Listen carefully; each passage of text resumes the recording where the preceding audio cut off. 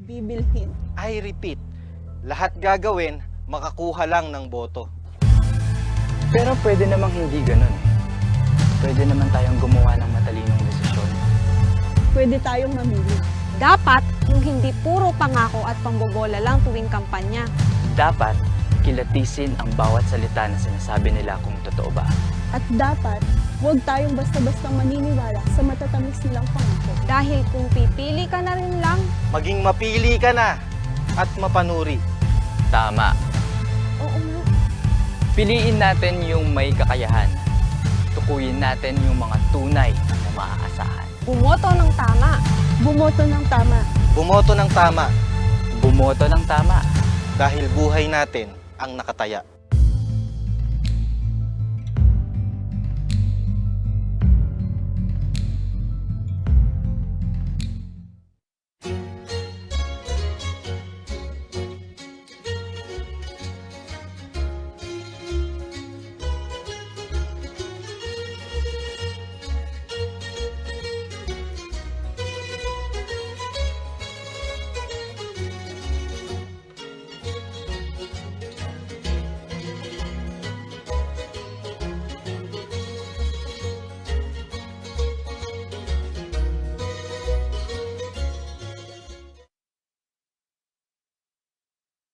Ang wika ay mahalaga sa pakikipag-ugnayan at mabigsang komunikasyon. Sa buong mundo, mayroong halos 6,500 wika. Umaabot naman sa mahigit kumulang 175 ang wika sa ating bansa.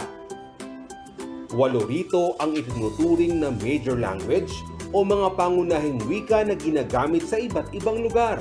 At kabilang sa mga pangunahing wika ay ginagamit sa mga lalawigan ng Gitnang Luzon.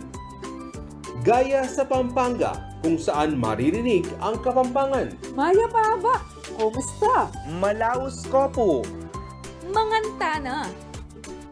Sa Tarlac, Bataan at Bulacan, may mga nagsasalita rin ng Kapampangan. Habang sa Nueva Ecija at Zambales, maririnig ang Ilocano at Sambal. Ay ayaten ka. Naku, salamat. Kasiguranin naman ang wika sa bayan ng Kasiguran sa Aurora at wikang agta ang ginagamit ng mga katutubo sa mga bulubuduging lugar. Habang Tagalog pa rin ang pangunahing wika sa Bulacan, maging sa Bataan, Nueva Ecija, Zambales at Aurora. Ang mga wikang maririnig sa Central Luzon ay bahagi ng ating kultura, kaya dapat natin itong pahalagahan, mahalin at ipagmalaki. Take full advantage of the power of TV and digital media when you advertise with CLTV. Through CLTV, you can now have your very own TV commercial for your business at a reasonable cost. And not only is your business authenticated by a reliable and trusted TV station,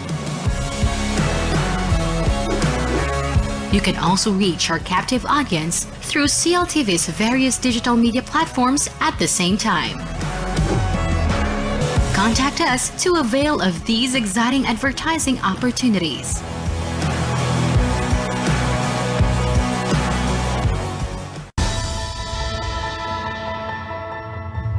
Bawat boto ay mahalaga dahil ito yung pagkakataon na pantay-pantay ang tingin sa bawat Pilipino. Ito yung pagkakataon na pantay-pantay na may karapatan tayo para ihalal yung mga gusto nating manungkulan sa gobyerno.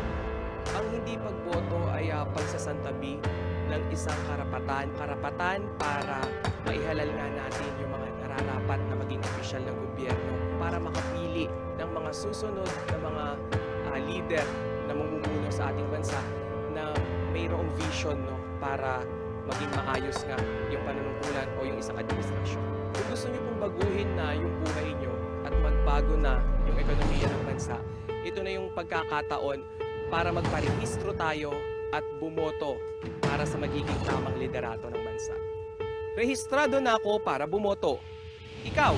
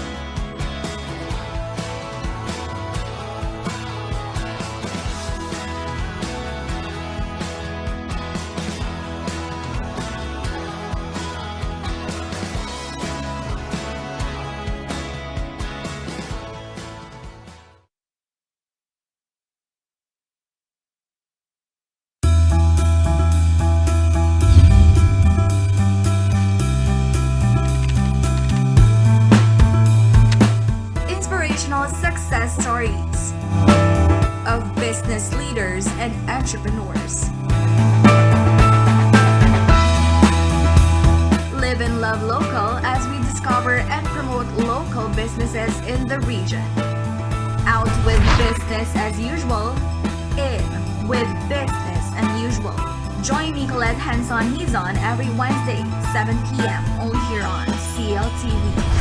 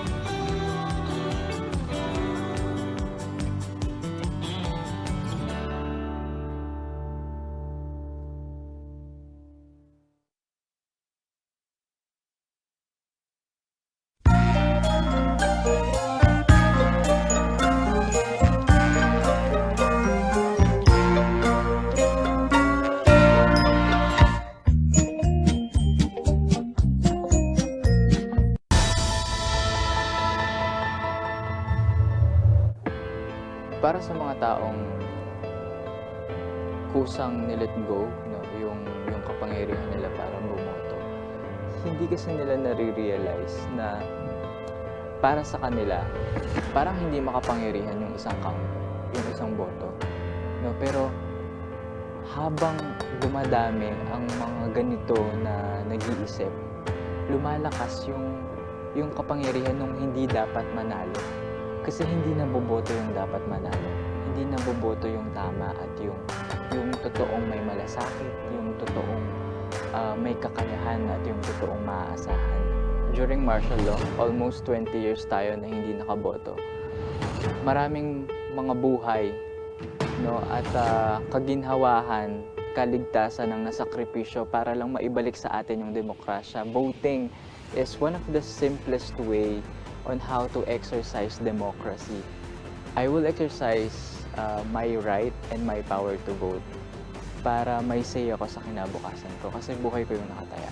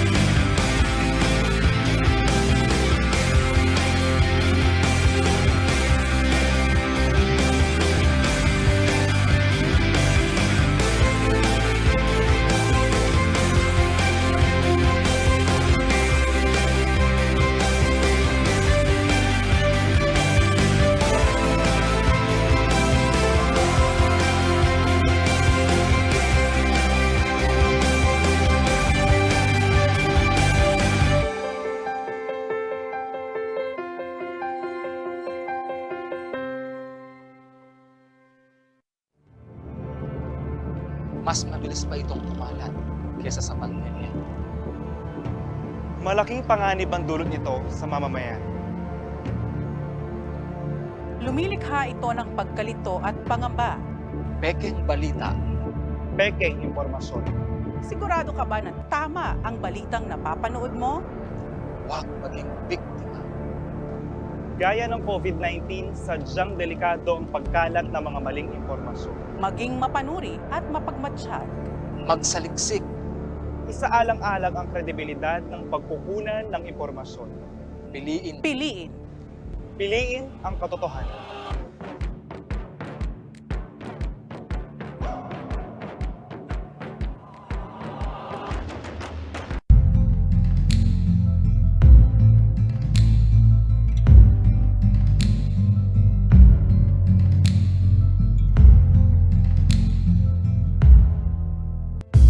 Malapit na naman ang eleksyon. Pansin mo, dami nang nagpaparamdam. Paulit-ulit na naman nating maririnig ang mga pangako ng libreng edukasyon. Trabaho para sa lahat. Tapat na serbisyo. Basta, marami yan. Talagang lahat sasabihin, mapaniwala lang ang mga tao. Lahat gagawin, makakuha lang ng boto. Hindi lang yan. Sa pagnanais magkaroon ng kapangyarihan, Sa kagustuang mailuklok sa pwesto, bibilhin. bibilhin. I repeat, lahat gagawin, makakuha lang ng boto. Pero pwede namang hindi ganun. Pwede naman tayong gumawa ng matalinong desisyon. Pwede tayong mamili. Dapat yung hindi puro pangako at pambobola lang tuwing kampanya. Dapat, kilatisin ang bawat salita na sinasabi nila kung totoo ba. At dapat, huwag tayong basta-bastang maniniwala sa matatamis nilang pangako. Dahil kung pipili ka na rin lang, Maging mapili ka na at mapanuri. Tama. oo nga. Piliin natin yung may kakayahan. Tukuyin natin yung mga tunay na maaasahan. Bumoto ng tama. Bumoto ng tama. Bumoto ng tama Bumoto ng tama. dahil buhay natin ang nakataya.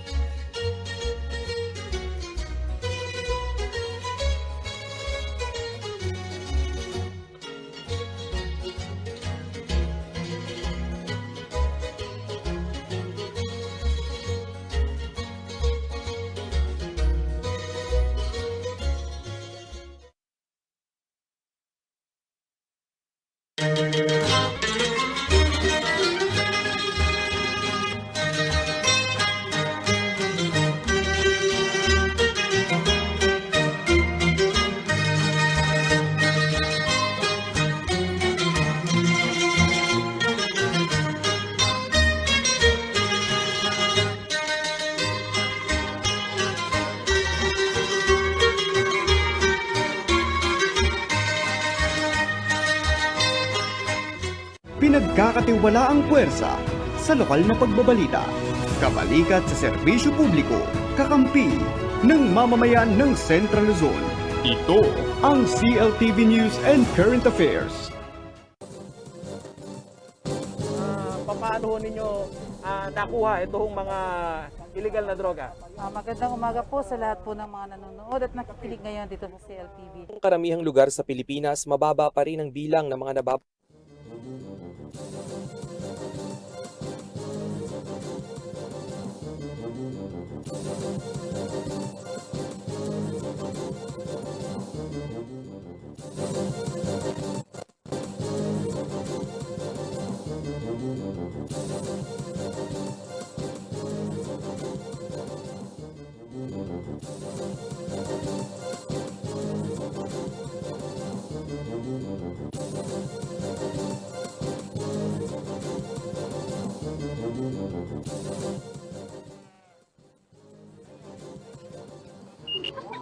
Narito na ang mga malaking balitang Central Luzon ngayong araw. 44 kilograms ng hinihinalang marijuana na kumpiska ng mga otoridad sa Mabalacat City, Pampanga. Kakulangan sa supply ng COVID-19 vaccine, pinuna ng mga Tarlakenyong nais ng magpabakuna. Mungkahing isuot na parang ID ang mga COVID-19 vaccination card, umani ng magkakaibang reaksyon mula sa ating mga karehiyon. At Clark International Airport, nagsilbing runway ng mga kandidata ng Miss Universe Philippines 2021 para sa kanilang national costume.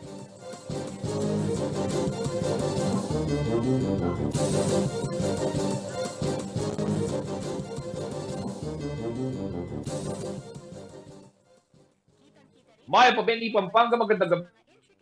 Central Luzon, sa ngalan po ni Binibining Sonia P. Soto, ako si Justin Dizon. Ito na ang mga malalaking balitang nakalat ng CLTV News ngayong araw ng Biyernes. At 44 kilos po ng hinihinalang marijuana ang nakumpiska ng mga otoridad dito sa may Mabalacat City, Pampanga. At ito daw ay nagkubling tila cargo, no? At nasaksihan ng ating kasamang si Paulo G. Santos yung naging presentasyon ng mga nakumpirma o nakumpiskang ebidensya ng mga otoridad. Paulo G, kumusta yung iyong naging lakad kanina at paano nga ba nahuli yung ganito karami, 44 kilos na hindi birong, kumbaga parang isang kaban, no? Kulang na lang sa isang kabang bigas itong nakumpiskang illegal na droga nitong ating mga kasamahan sa mga kapulisan. Eksakto, Justin. Tama kayo dyan sa binabanggit mo. Napulilyaso itong pagpupuslit ng mga kontrabando dito sa 44 na bricks, Justin. Sa kada bricks nito ay umaabot nga ng 1 kilo. So dun sa 44, yan sa kabuuan, Justin, 44 na kilo yung nakuha nga nitong PNP.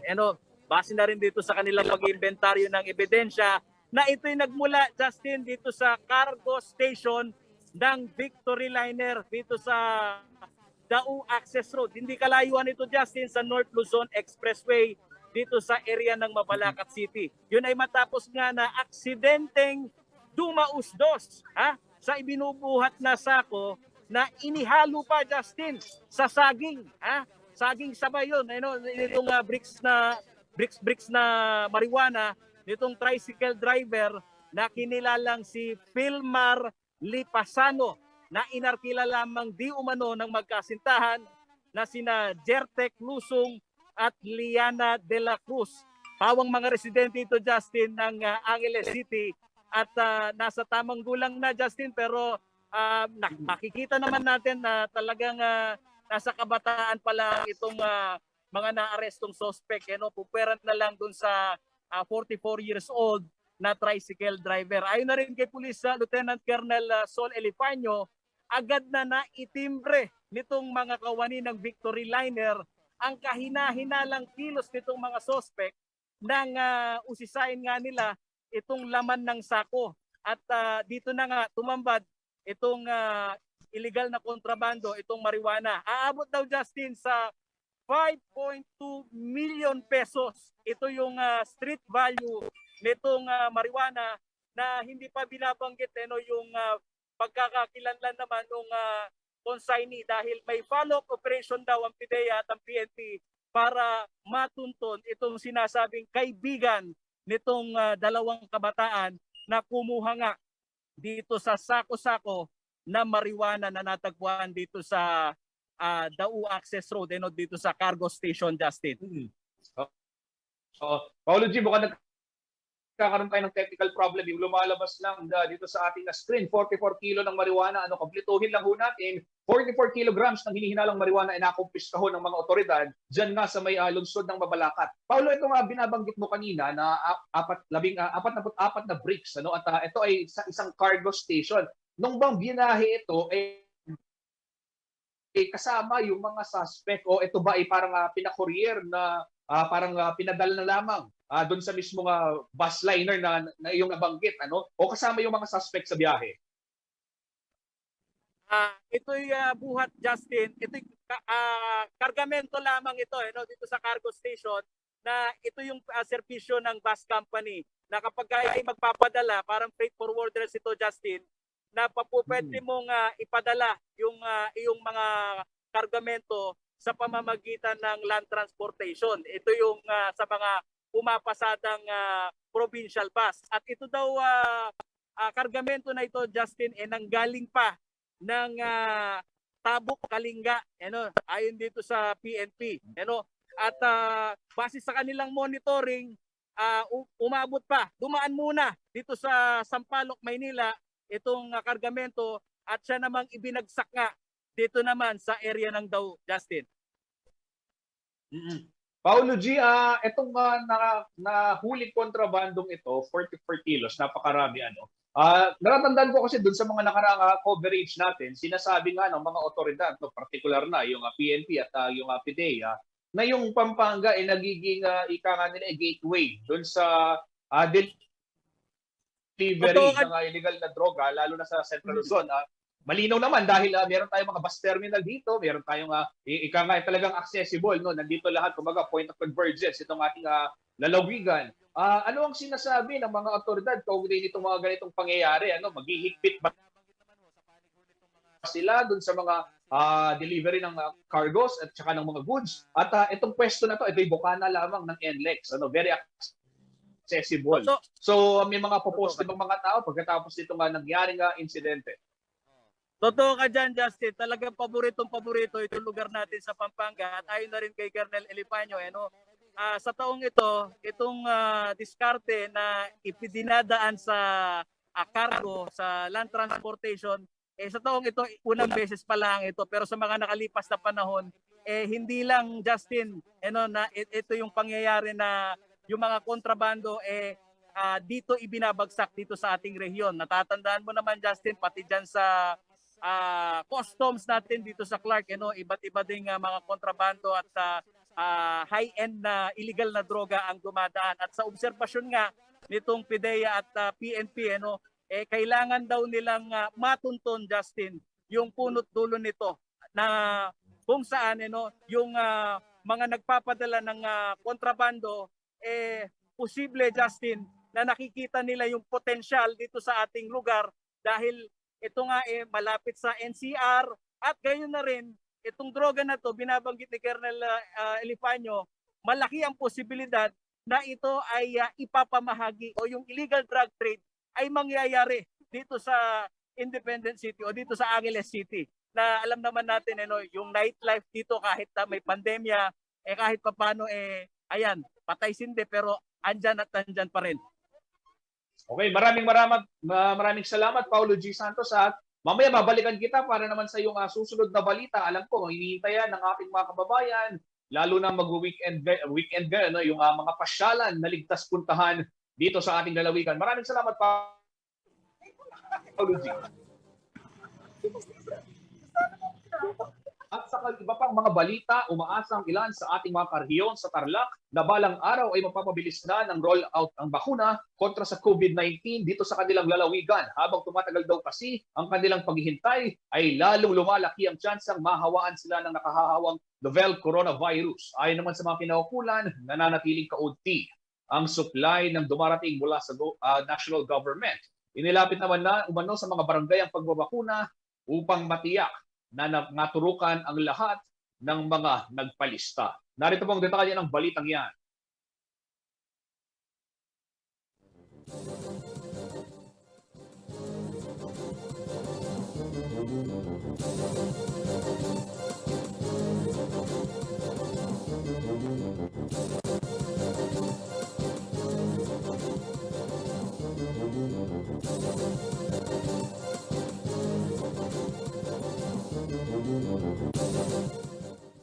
Pabalikan ho natin yung balita kaugnay ng panawagan ng mga kababayan natin dyan sa Tarlac na bilisan yung roll-out ng bakuna. Huwag ho kayong aalis at magbabalik ang CLTV News.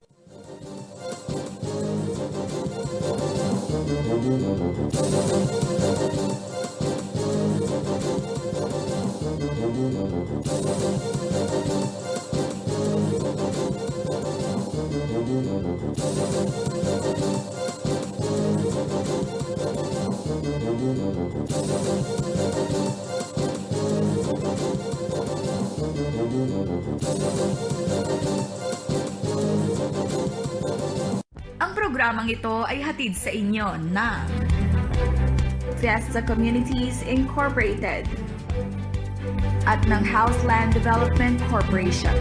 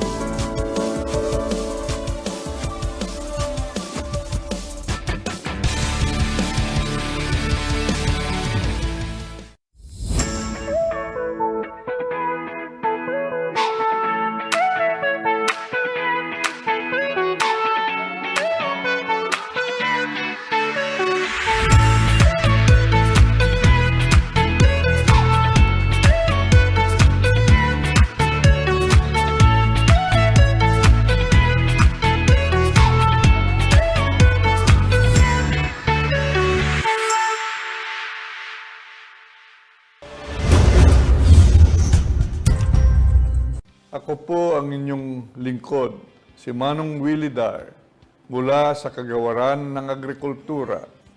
Akin po kayong inaanyayahan na tumutok sa Agri-Balita, Central Luzon, dito sa CLTV 36 upang maging updated sa mga balitang magsasaka at mangingisda. Tuwing Lunes naman, sa ganap na alas 10 ng umaga hanggat alas 12 ng tanghali ay mapapakinggan ang Ani at Kita sa Agrikultura sa RW 95.1 FM kung saan ay ating ibinabahagi ang mga bagong kaalaman sa agrikultura. Patuloy na makilahok sa mga programa ng Kagawaran ng Agrikultura upang ating makamit ang masaganang ani at mataas na kita para sa lahat. Maraming salamat po.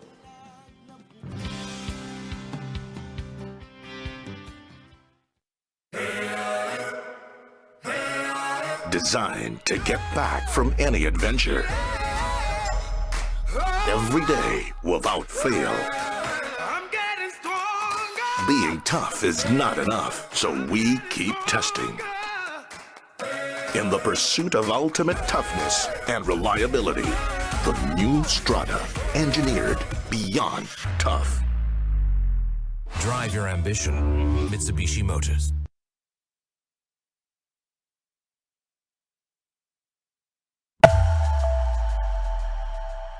Reliable auto service brought closer to you at the Clark Freeport Zone. Laos Auto Services, your professional multi-brand service center, is right in your midst. It offers general jobs for repair and maintenance, body paint and detailing, collision repair and body works. Laos Auto Services at Clark Freeport is backed up by highly trained technicians, specialists in auto paint, detailing, body works and collision repair.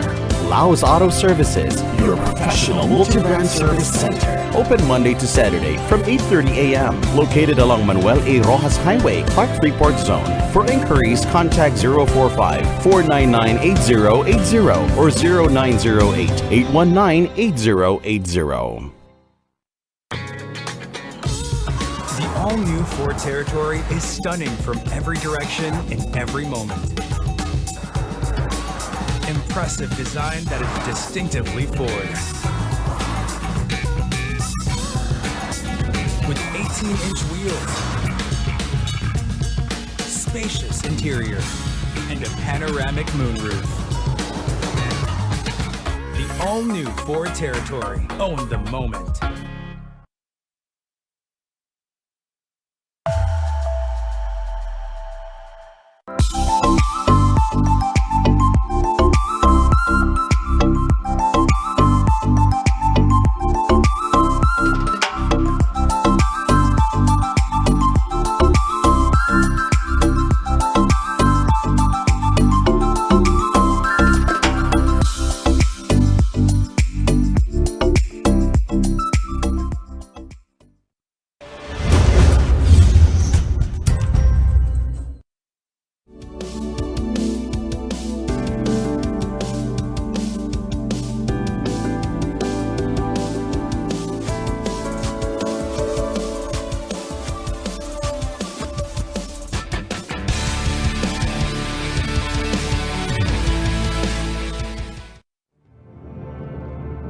Mas mabilis pa itong kumalat kesa sa pandemya.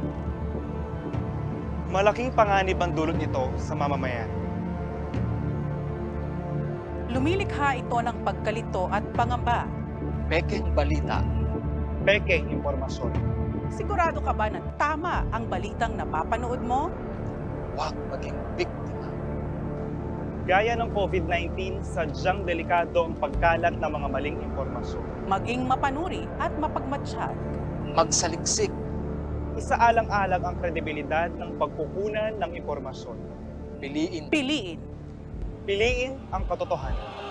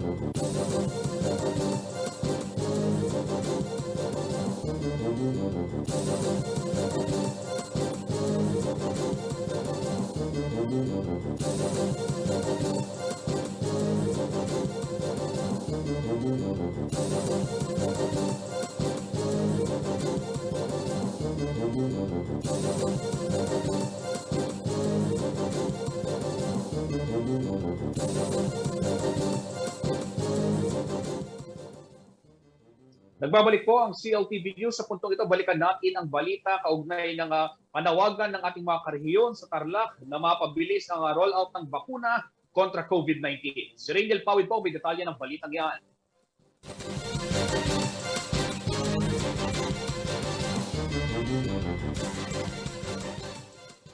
Gaya ng karamihang lugar sa Pilipinas, mababa pa rin ang bilang ng mga nababakunahan kontra COVID-19 sa probinsya ng Tarlac. Ayon sa provincial government, kakulangan pa rin sa supply ng bakuna mula sa national government ang pangunahing rason sa ganitong sitwasyon.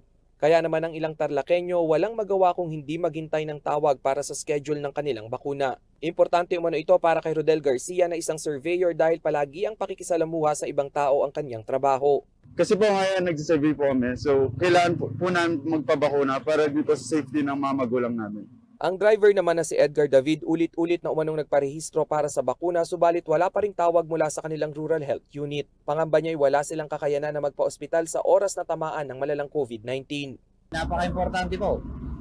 Protection sa akin, saka sa mga pamilya ko. Hindi po ako tinatawagan eh. Sabi, tatawagan daw ako. Pero nag-apply na po kayo? Ay, 2 beses na ako nagpaalista. Sa pinakahuling vaccination report ng Tarlac, 16.7% pa lang o 175,745 sa kanilang mga residente ang nakatanggap ng full dose ng vaccine.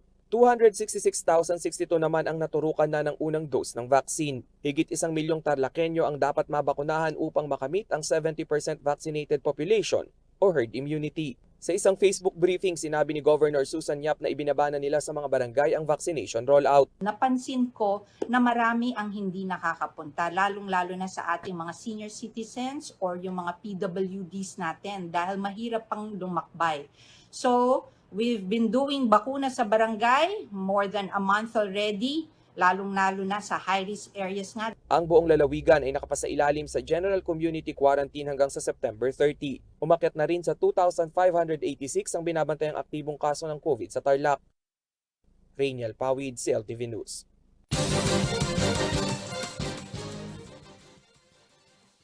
At sa iba pang mga balita, hati ang saloobin ng ilan sa ating mga rehiyon dito sa gitnang Luzon, kaugnay ng naging mungkahi ni Department of the Interior and Local Government o DILG Undersecretary Martin Dino na isuot na parang ID ang mga COVID-19 vaccination cards. Ayon sa ilan sa ating mga nakapanayam, unahin muna sanang solusyonan ang problema kaugnay ng kakulangan sa bakuna bago magpatupad ng kung ano-anong rekisito. Magbabalik si Rangel Pauli. Umaapela ngayon si Department of the Interior and Local Government o DILG Undersecretary Martin Dino sa mga bakunadong Pilipino na hindi na lamang basta dalhin ang kanilang vaccination card. Nais ni Dino na isabit at gawin itong parang ID ng mga fully vaccinated na. Kung ikaw ay bakunado na, paglabas mo ng bahay, isuot mo na yung vaccination card. Why? Kamukha ng sinabi ni President Eric kanina, yung mga parokyano o yung mga papasok sa tinatanong nila, bakunado na ba? Paano mo malalaman na bakunado kung hindi nakasabit ang vaccination card? At paglabas mo ng bahay, hindi ka na maabala ng pulis, ng barangay, natatanungin ka, asan ang vaccination card mo? Kung antimano isasabit mo na sa iyong dibdib. Subalit naging hati naman ang reaksyon dito ng ilan sa ating mga karehiyon dito sa Central Luzon. Para sa tricycle driver na si Edward Adriano, dapat mas bigyang prioridad ng gobyerno ang rollout ng bakuna. Unahin muna raw ang problema sa vaccine supply shortage. Hindi po yata pwede. Bakit po, sir? Hindi naman po karamihan nagpa-inject na. Para naman sa delivery man na si Andrew Magat, sangkaterba na ang hinihinging requirement sa kanila tuwing dadaan sa mga border checkpoint. Opo, abala po sa trabaho kung kakailanganin pa po yung ganun. Pero para kay Adi Marsol, magandang ideya rin ang vaccination card ID upang mabilis na matukoy ang mga bakunado lalo na sa mga establishmento naghahanap ng vaccination documents. May mga negosyo at kainan din umanong nagbibigay ng diskwento sa mga bakunado. Idagdag pa riyan na sa kasalukuyan tanging bakuna pa lamang din umano ang mainam na pangontra sa pagkalat ng virus. Naman sir, maganda yun sir, para iwas tayo sir, lalong kumalat sir yung virus. Ang buntis naman na si Lilet Miranda handa umunong sumunod sa pagsasabit ng vaccination card para na rin sa kapakanan nilang mag-ina. Magiging safe si baby sa para na rin ligtas sa COVID. Ayon kay Dino, ipapasa niya sa Interagency Task Force ang naturang suhestyon upang ipatupad dito simula sa barangay level. Na ito na sana ang maging sakripisyo ng bawat Pilipinong nabakunahan. Samantala nitong September 22 ay sinabi ni Pangulong Duterte na hindi na required ang pagsusuot ng face shield maliban na lamang sa mga sarado at crowded na lugar. Rainiel Pawid, CLTV News. At sa iba pang mga balita, isinusulong ngayon ng Department of Social Welfare and Development ang paggunita sa National Family Week. Bagamat hindi perpekto ang lahat ng pamilya, marami pa rin sa ating mga karehiyon ang higit na napalapit sa kanilang mga mahal sa buhay dahil na rin sa pandemya. Patuloy man ang hamon ng pamilya sa pamilyang Pilipino, basta sama-sama tiyak daw na malalampasan din ito. Narito ang detalye ng balitang yan.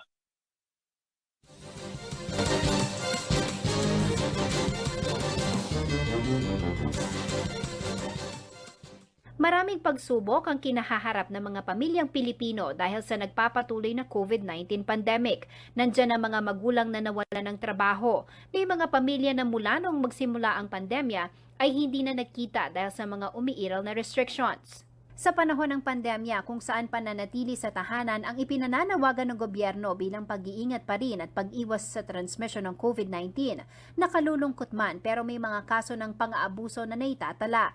Sa panahong ito rin, hindi maiwasang makaramdam ng depresyon, stress at anxiety. Samantala, alinsunod sa Proclamation No. 60 na pinirmahan ni dating Pangulong Fidel V. Ramos noong 1992, sinimulang gunitain ang National Family Week sa huling linggo ng Setyembre. Ang tema ngayong taon, pamilya at teknolohiya, magkabalikat na mapagtagumpayan ng hamon ng pandemya. Nais bigyang diin sa selebrasyon ang positive role ng teknolohiya sa pagtulong sa pamilya na malagpasan ang mga pagsubok ng pandemya. So for this year, 2021, ang focus natin ay yung relationship ng family with the technology. Alam natin na merong mga pros and cons ang technology, pero hina-highlight natin dito yung kung paano nga ba ito gamitin ng tama. Kasi hindi naman natin maaalis ang mga constraints or mga negative effects ng technology sa atin, pero kaya natin itong ma-minimize at ma-maximize naman yung mga good effects nito. Dito papasok yung tema natin, Ma'am Jen, yung technology. Even though we are far, even though we are distant, meron tayong paraan para mag-reach out. So reach out to your friends, reach out to the people you consider as family, and reach out to your family by blood. We are disconnected, but we are still a society that will help each other, and yung ang makakatulong naman talaga sa'yo for the most people are your family. Mahalaga na ipagpatuloy pa rin ang koneksyon sa bawat pamilya. Kahit pa kasi karamihan ay nakastay at home, ang mga magulang naka-work from home at ang kanilang mga anak ay nag-aaral din sa bahay. Even if we are working at home, even if we are studying at home, we are facing our laptops, our gadgets, our cell phones, and we tend to disconnect with the people who are physically with us. Although, kailangan natin mag-aral online, kailangan natin magtrabaho online, there is a time for it. No? Lagyan pa rin natin siya ng time. Katulad nung face-to-face na pagtatrabaho natin na, for example, you're working 8 to 5, so we can after 5 o'clock. Ganun din sana when we are working and studying at home. Maraming aktibidad na nakalinya ang DSWD Central Luzon para sa National Family Week. Sa September 25 ang launching ng The Search for the Natatanging Pamilyang Pilipino. Sa September 27 ang Kainang Pamilya Mahalaga Day, kung saan hinihikayat ang bawat pamilya na sabay-sabay na kumain. Sa araw na ito rin nakatakda ang 4-Piece Family Day. Abot kamay ang pangarap dahil sama-sama Facebook Live na magsisimula ng 1:40 hanggang alas 4 ng hapon. Nagsimula ang National Family Week nitong September 20 at tatagal hanggang September 27. Samantala, inanunsyo na ng Malacanang ang early suspension sa trabaho sa gobyerno ng 3:30 ng hapon sa Lunes, September 27, alinsunod sa Memorandum Circular No. 90. Ito'y upang magkaroon ng panahon ng mga kawani ng gobyerno na makapiling ang kanilang pamilya at mai-celebrate ang Kainang Pamilya Mahalaga Day. Gayunman, ang mga ahensya ng tungkulin ay may kinalaman sa delivery ng basic health services, preparedness response sa disasters at calamities, at iba pang vital services ay kailangang magpatuloy sa kanilang operasyon at mag-render ng kinakailangang serbisyo. Hinihikayat din ng Malacanang ang lahat ng kawani ng executive branch, gayon din ang iba pang sangay ng gobyerno, independent commission o bodies at maging ang pribadong sektor na suportahan ang Family Week celebration upang mabigyan din ng pagkakataon ng Pilipinong Pinoy na ipagdiwang ang 29th National Family Week. Jennifer Salenga, CLTV News.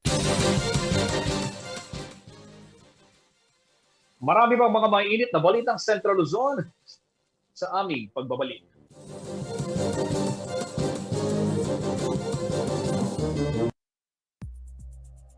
This program was brought to you by Shore 360.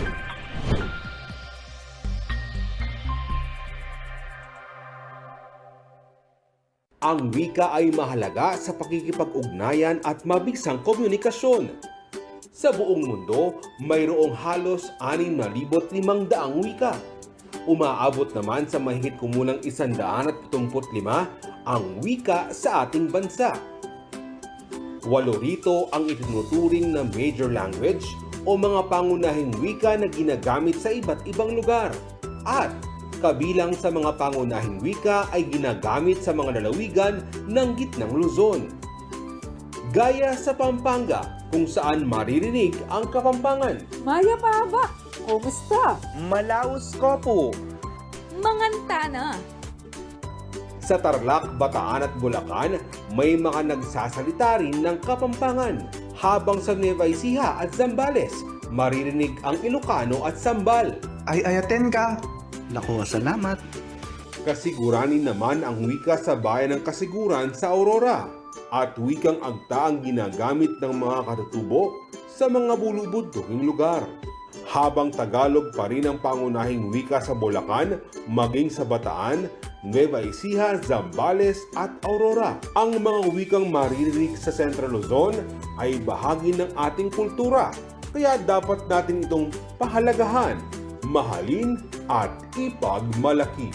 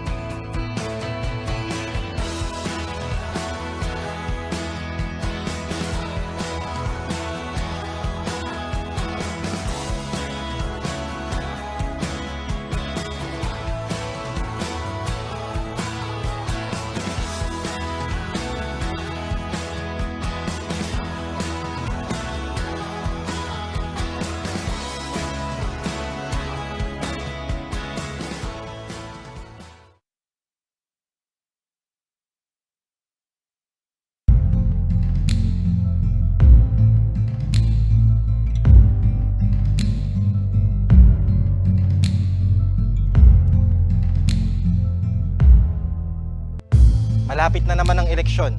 Pansin mo, dami nang nagpaparamdam. Paulit-ulit na naman nating maririnig ang mga pangako ng libreng edukasyon. Trabaho para sa lahat. Tapat na serbisyo. Basta, marami yan. Talagang lahat sasabihin, mapaniwala lang ang mga tao. Lahat gagawin, makakuha lang ng boto. Hindi lang yan. Sa pagnanais magkaroon ng kapangyarihan, Sa kagustuang mailuklok sa pwesto, bibilhin. bibilhin. I repeat, lahat gagawin, makakuha lang ng boto. Pero pwede namang hindi ganun. Pwede naman tayong gumawa ng matalinong desisyon. Pwede tayong mamili. Dapat yung hindi puro pangako at pambobola lang tuwing kampanya. Dapat kilatisin ang bawat salita na sinasabi nila kung totoo ba. At dapat, huwag tayong basta-bastang maniniwala sa matatamis nilang pangako. Dahil kung pipili ka na rin lang, Maging mapili ka na at mapanuri. Tama. Oo nga. Piliin natin yung may kakayahan. Tukuyin natin yung mga tunay na maaasahan. bumoto ng tama. Bumoto ng tama. Bumoto ng tama Bumoto ng tama. dahil buhay natin ang nakataya.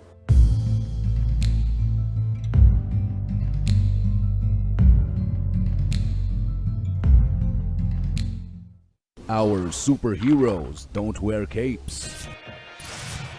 Some of them wear headsets. Some of them wear scrubs. Some of them wear hoodies. Some work in offices and some at home. Everyone wears a smile. If you are conscientious, focused, and willing to give an opportunity a go, we want you. Join the superheroes of Shore 360. Apply at jobs360.com.ph.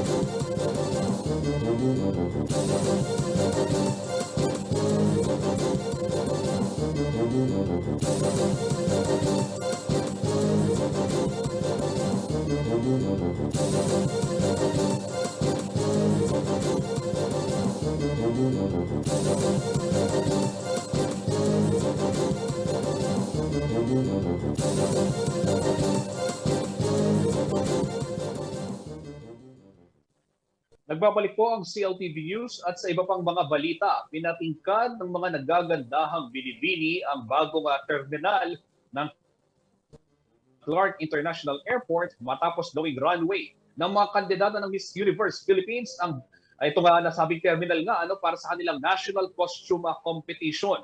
Naghahanda naman ang Miss Universe Organization sa papalapit na Coronation Night na gaganapin sa Panglao, Bohol.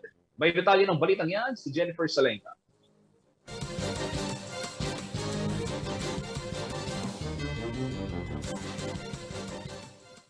Rumampa suot ang kanilang stunning national costume sa 28 kandidata ng Miss Universe Philippines 2021.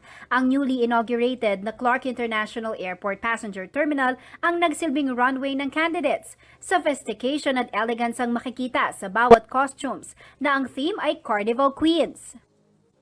Kitang-kita rin ang Filipino artistry sa mga intricate designs in traditional, modern at avant-garde styles. Samantala, queen na rumampa ang pambato ng Angeles City na si Mirhan Hipolito sa kanyang Carnival Queen-inspired ensemble na creation ng premier Kapampangan designer na si Frederick Policarpio.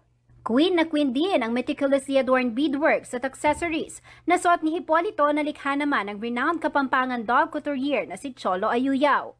Sa Instagram post ni Hipolito, inilahad niya na it runs from the blood ang kanyang pagiging queen. Ang kanya raw lola, kinoronahan bilang Tarlac's queen ng nooy vice governor ng Tarlac na si Ninoy Aquino noong late 50s. Ang larawan na ito ay source of pride daw ng kanilang pamilya. Ibinahagi rin ni Hipolito ang kanyang post na naging emosyonal ito nang makita ang kanyang national costume sa unang pagkakataon. Ang maliit na bata noon na secretly admiring the beauty of her lola, siya palang papalit sa kanyang henerasyon. Nagpasalamat din si Hipolito sa kanyang designers para sa aniyay timeless piece at sinabing you made a little girl's dream come true. Samantala, nagsimula ang kompetisyon sa Clark, Pampanga pero sa official Facebook page ng Miss Universe Philippines, inanunsyo ng MUPH organization na lilipad na patungong Bohol ang mga kandidata para sa coronation. Masayang inanunsyo ng organisasyon na ang Province of Bohol ang magiging host para sa Miss Universe Philippines 2021 pageant. Nakatakda ang final sa September 30 sa Henan Resort Convention Center sa Panglao, Bohol. Nagpasalamat din ang MUPH organization sa provincial government at Bohol LGUs, gayon din sa Tourism Board at IATF dahil sa pagpayag na idaos ang pageant sa pinaka-idyllic destination. Jennifer Salenga, CLTV News. Sa puntong ito, silipin naman natin ang iba pang mga kaganapan sa iba't ibang bahagi ng rehiyon sa CL News Express.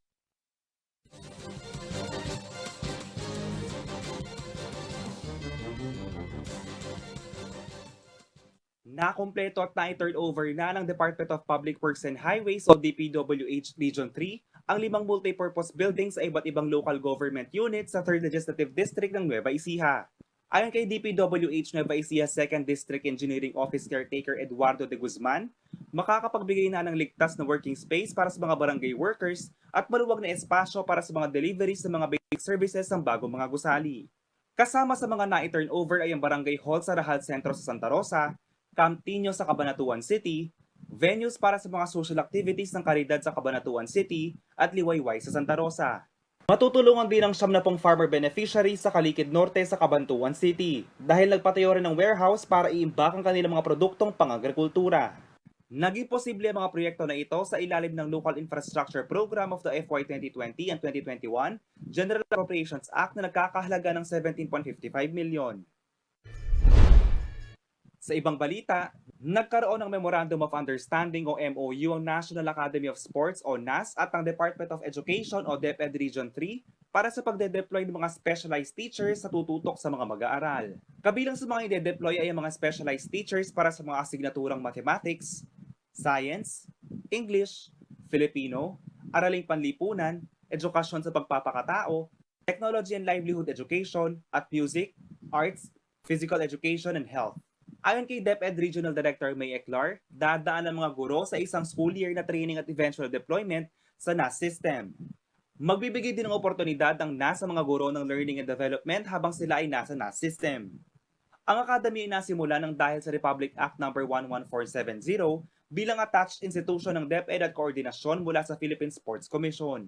Layo nito na makapag-develop ng future world-class Filipino athletes at maitaas ang interes ng kabataan sa sports.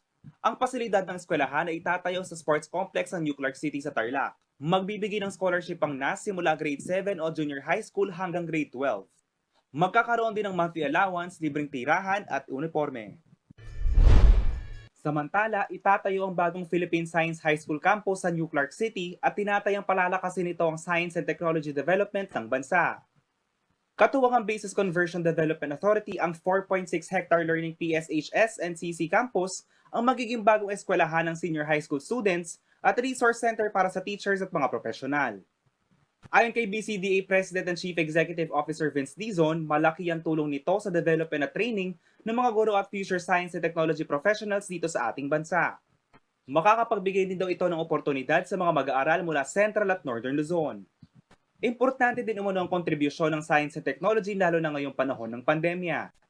Mahalaga na mag-invest sa science, technology, engineering and mathematics education upang makapaghanda sa mga sakuna dulot ng climate change at makapagbigay ng scientific and technological solutions sa mga issues ng ating lipunan. Magkakaroon ng bagong campus ang Training Center, Technology Hub, Research Center, Innovation Center, Multipurpose Academic Building, Administration Building at Summer Camp Area Dormitories. Noong April 2016, nagkaroon ng Memorandum of Agreement ng BCDA at ng PSHS upang maipatayo ang infrastruktura para sa mga mag-aaral at mga guro. Ongoing ang procurement ng architectural at engineering design para sa training center at target na matapos sa susunod na taon. JM De Jesus, CLTV News. Manatiling nakatutok at magbabalik ang CLTV News.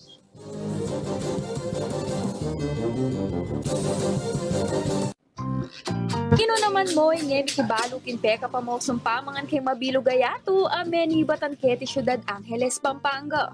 Ing metong kareng sangkan ot ing Kapampangan balo daray sabla ang mga galing la karaskin pa magluto. O balo yun ano na nga manwan ko.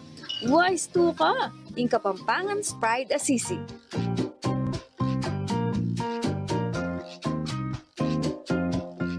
Pang banwang 1732 ag pangken diksyonaryo ng Kastilang Fraile Berganyo kay nita de paaman ning sisigay burin ang sabyan is to snack on something sour. Anya namang bayo la pamewu sureng yali-waliwang versions na nini ing metong kareng sinikat ing sizzling sisig ning Angeles. Ore ni ring sangkap bang kanita makapagluto ka namang sizzling sisig, mantikilya, kalamundi, asin, vetchin, larang inanis, dildak kapaminta, ning nangate na ning manok, sibuyas, ampo pang ning nangaligam babi. Tataran ning babi sa kami gogo kayabe na ning nangate na ning manok. Bulos mo yung dakala sibuyas, kay bat pulisan may mantikilya inke kang sizzling plate. Tsaka may bulos sing sisig. May kakaliwan ni kalamunding ang pong laran O daramdaman mo na yung sasarit sa ting luluto mo. Uy, tana, tinakang sisig na ning Angeles. Beer na mo, sold na ka.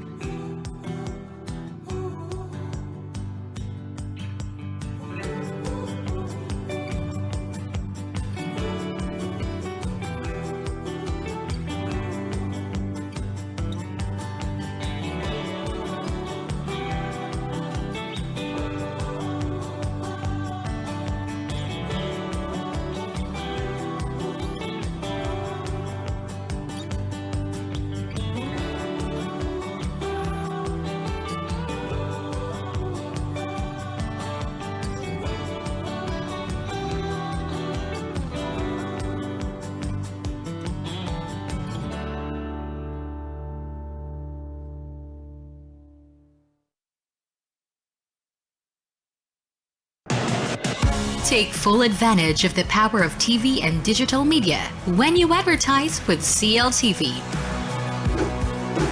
Through CLTV, you can now have your very own TV commercial for your business at a reasonable cost. And not only is your business authenticated by a reliable and trusted TV station, you can also reach our captive audience through CLTV's various digital media platforms at the same time.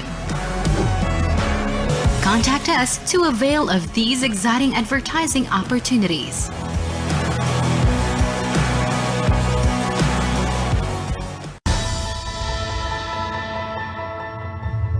Bawat boto ay mahalaga dahil ito yung pagkakataon na pantay-pantay ang tingin sa bawat Pilipino. Ito yung pagkakataon na pantay-pantay na may karapatan tayo para ihalal yung mga gusto nating manungkulan sa gobyerno. Ang hindi pagboto ay pagsasantabi ng isang karapatan para maihalal nga natin yung mga nararapat na maging opisyal ng gobyerno para makapili ng mga susunod na mga leader na mamumuno sa ating bansa na mayroong vision para maging maayos nga yung panunungkulan o yung isang administrasyon. Kung gusto niyo pong baguhin na yung buhay niyo at magbago na yung ekonomiya ng bansa, ito na yung pagkakataon para magparehistro tayo at bumoto para sa magiging tamang liderato ng bansa. Rehistrado na ako para bumoto. Ikaw!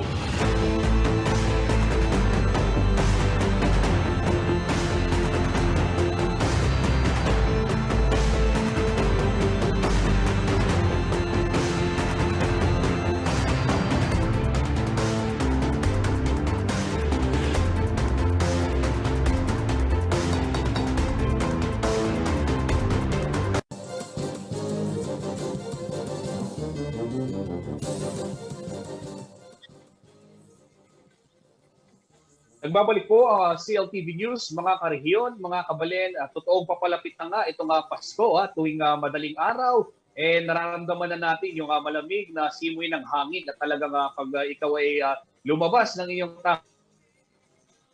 tahanan, maaamoy mo na talagang papalapit na nga yung Kapaskuhan. Siyempre, ngayong pandemya, medyo maiiba yung ating selebrasyon ng Pasko. Pero ika nga nila, laging matutuloy naman yung Pasko, no? At dito sa Pampanga, bilang tinaguri ang Christmas capital ng bansa, itong ating syudad San Fernando. At siyempre, ang buong Pampanga na rin, no?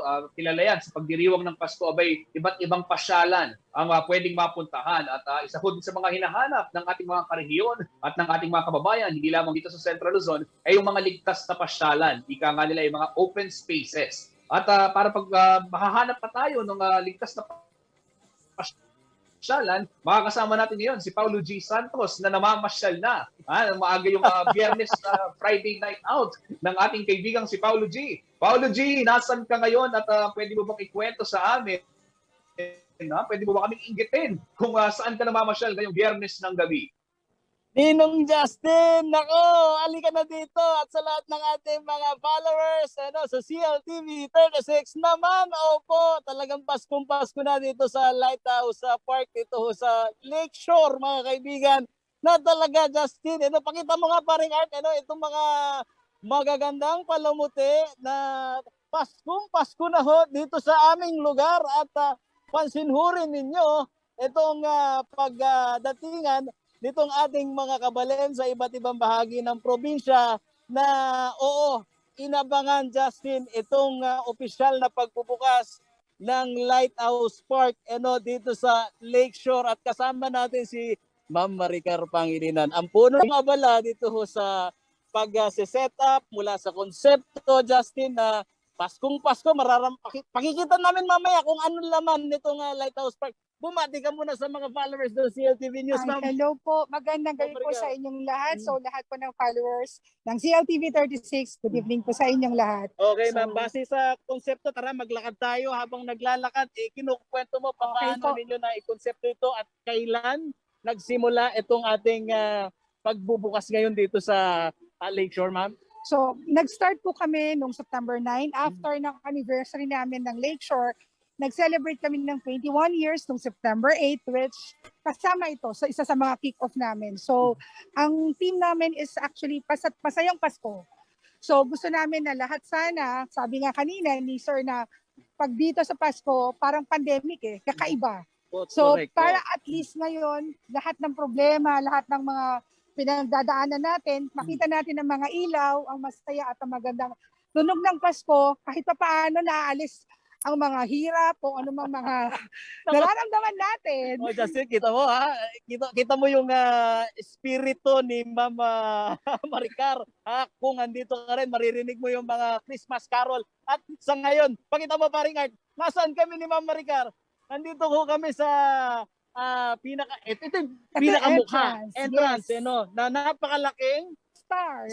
Justin, dalhin mo dito si Gab, para at least makapasyal. At naman, makikita mo rin itong mga inilawan na Ma'am Maricar, yes. Mga puno na talagang inaalagaan natin sa mahabang panahon. Opo. Siyempre, alam naman natin mula sa mula na ang Lakeshore parang pagdating po sa nature, pag kayo ay mahilig po sa mga ambience na kung saan ay makikita ang mga kapaligiran at ang fresh air, dito po yun. Mm-hmm. So, ang ginawa po namin is sa pag-maintain, nalagyan po natin ng mga puno-puno, mga halaman po, mga ilaw-ilaw, para at least masaya po. So, gayon din, may mga interesadong mga magtitinda, or like dito may mga mango slash, meron pong barbecue, or kung sino pa po if ever na gusto man mag-start up sa ngayong pandemic, pwede po sila pumunta rito, makipag-ugnayan lang sa amin at mabibigyan namin sila ng kahit na konting tulong man lang sa kanilang pang-araw-araw, pang-tawid ba. Ayun, kita mo Justin, Sige, pwede kang magtanong Justin, lalo-lalo na kung yung mga paborito mong pagkain dito. Meron ng mga stall, gaya na naririnig mo kay Ma'am Maricar, bukas itong Lakeshore, dito sa kanilang magiging advocacy na rin, Justin, lalo-lalo na doon sa mga SMEs na tinamaan ng krisis, na sila'y makapagsimula dahil napakaluwag nito at yung potential ng market, Justin, alam mo naman, Malapit ito sa North Luzon Expressway. Ha? At yun hong nagiging ho ngayong patok sa mga kababayan ho natin, talagang itong mga pasyalan na alfresco kung tawagin. Yes po. Bali, syempre po tayo lagi dito, kahit na sabihin natin na nandiyan ang pandemic, marami man tayong bisita, lagi po kaming sumusunod sa mga safety health protocol. So ang mga tao po na allowed na lumabas, gaya po ng nasa executive order, yung edad 18 to 60 years old. So pina-follow po natin yon. So galing po naman Metro Manila, meron po kami hinihingi, RT-PCR or antigen. So lahat po yan, pina-follow natin. Tapos pagpasok po nila dito, nagkakaroon din po kami ng mga health declaration, thermal scanning po, para sa lahat po at safe. At syempre, proud po kami na sabihin, nandito sa Lakeshore, almost 100% na po, lahat po ng empleyado ay vaccinated na kami. Ayun, Opo. napakabuti mga balita niya. Paring Art, pakita mo nga itong puno na to na dinisenyuhan na, oo mga kaibigan, yan, noong nakikita nyo yan. Yan ho, dyan ho po pwedeng maglambitin ha, yung magkakasintahan na napagkaitan ho ng panahon sa pandemya para mamasyal. Justin, ayan, nakikita mo. Ha? Itong puno na yan. Paulo G. Justin. Yeah. Paulo G, meron... Paulo G, meron ng ilang mga katanungan itong ating mga manonood sa social media. Yes, sige. Yung mga minor daw ba pwedeng pumasok dyan? Ako, nabanggit yata ni Ma'am kanina, ulitin na lang natin. Nagtatanong ko si Maureen Pantig, pwede po bang pumasok ang mga minor? Ayun. Okay, minor daw. Yung edad natin, yung edad. Bali ngayon po, ang allowed pa lang po na lumabas ay nasa edad 18 to 60 years old. So hintayin po natin na pwede na po or bigyan tayo ng executive order ng ating governor at yun po yung sinusunod namin. At ang local LGU namin ng munisipyo ng Mexico, under po kami doon. So lahat po ng mga kautusan nila sa health protocol ay sinusunod po namin. Okay. Justin, alam mo, sige, go ahead. Isang tanong, Paulo G, ano? Ito nanonood si Ma'am Myra Santos, watching from Metro Angeles, ano? Tinatanong niya, gusto nilang mag-copy banding daw ni Tata Fidel. Ang tanong lang, pag ba nagpunta dyan, wala namang entrance fee, ano? Dyan sa park, no? Bali yun po. Meron po bang entrance fee? Yes po, 50 pesos po na entrance fee pero consumable po siya. So halimbawa po nagbayad kayo ng 50 pesos at gusto nyong mag-boat, so iaawas po yon sa ating pagbayad sa boat at other amenities po like ng pagbabike. So lahat po yon. 50 pesos lamang po. That will be used for the maintenance at kung ano-ano po mga kailangan na improve sa ating park para po malinis at pagka magkaroon sila ng magaan na experience sa loob ng Lakeshore po. Ayan, Justin, reasonable yung 50 pesos. Oo, affordable yan, Justin. At pansin mo naman, itong ilan natin mga kabalan dito na ito, giliw na giliw sa pamamasyal. Siguro hahatak muna ako nitong ating mga followers. Nako, camera shy, pero sige, unahin na rin natin itong mga nagtitinda dito, Justin. Okay, kumusta kapatid? Live tayo sa CLTV News. Kumusta? Nako, medyo mahihain pa itong ating mga kababayan na sa panahon ho nga naman nitong Christmas season, nakikita natin, pakita mo paring Art, itong mga kabataan na napakahalaga, Justin, yung moment na ayan, ma-experience nila itong holiday season. Yung mamalapit na holiday season. Justin, kita mo naman, kahit naka-face mask yan, uma-aura. Buti na lang, hindi kami, mamaya, maghanap kami ng portion dito na Instagrammable, Justin, ni Ma'am Maricar. Yes po. So, inimbitahan po namin lahat ng mga Kapampangan na pwede po tayong pumunta dito sa Lakeshore at pumasyal. Sa pagpapasyal niyo po is napaka-safe po ng lugar namin. Lahat po kami dito nagpa-follow ng mga safety health protocol. At dito po kung gusto niyo po ng nature, nandito na po tayo. So ito pong park na to, inopen namin para sa inyo. Para po at least makapag-relax po kayo kahit po marami tayong mga suliranin. Hindi po natin kailangan magmukmok at we have to move and do something. Para sa inyo pong lahat to, na gusto po namin kayong tumayo. At para po dito tayo mag-enjoy at maglakad-lakad, simoy ng hangin. At sabi nga po kanina, pag Pasko, iba po yung ambience. Masaya. Merry po. Merry Christmas po. Ay naman, Justin, iingitin kita dahil maya-maya Okay, magbibisikleta kami ni Paring Art at magboboting kami ni Paring Art. Maraming salamat sa iyo, Justin, at sa lahat ng mga followers ng CLTV News. Tumutok Okay, lang maraming Oo, Just. Maraming salamat, Ma'am Maricar at Paulo D. Santos. Enjoy mo yung pamamasyal at dalhan mo kami ng puto bumbong. Salamat, Justin. Thank you. Okay, sa puntong ito, alamin naman ho natin ang magiging lagay ng panahon.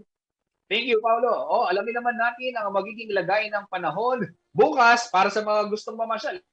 Ito, tamang-tama. Ano nga bang magiging lalagay ng mula kay Ginoong Manny Esguerra ng Pag-asa Clark?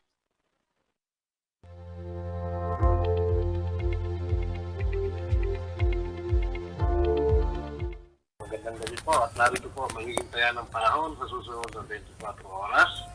Easterlies na lamang po nakaka-apekto sa buong Luzon at ibang lugar po sa Pilipinas ay localized thunderstorm. So sa Metro Manila po at ang nararamdaman natin ng bansa ay bahagya hanggang sa komisyon ay magiging maulap. Meron lamang po tayo inaasahang mga grupo ng mga pagulan, pagkita at pagkulog, dulot po ito ng easterlies o localized thunderstorm. So sa ngayon po, meron po tayo isang bagyo na kantayan sa labas ng PAR. At ito po ay kung hindi mo babago yung kanyang paggalaw ngayon, ay baka po sa linggo ay pumasok siya ng PAR. Siya po ngayon ay isang tropical storm at namataan po sa layong 1,990 kilometers dyan po sa may silangan ng Southern Luzon. So ito po ay may tagwin ng nakatahangin ng maabot na po ng 85 kilometers per hour at pagbugso ng maabot ng 105 kilometers per hour.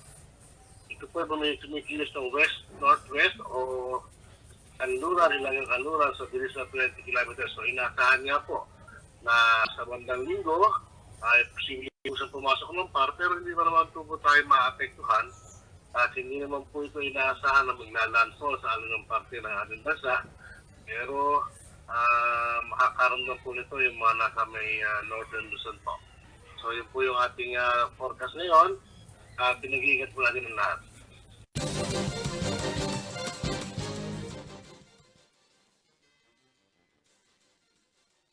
At yan ang mga balitang nakalap ng CLTV News ngayong araw. Para sa karagdagang detalye, maaari niyo pong i-follow ang aming mga social media pages at CLTV36 Official and at CLTV36 News sa Facebook at sa Twitter naman at CLTV36 at meron din po kaming Instagram.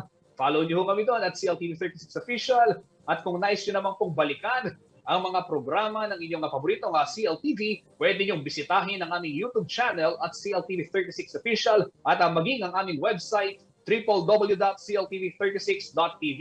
Para naman po sa mga kababayan nating nanonood sa kanilang mga telebisyon, mapapanood po ang Signal Nation o ang CLTV via Signal Nationwide Channel 115 po yan. At syempre doon sa aming mga 39 cable partners dito sa buong Central Luzon.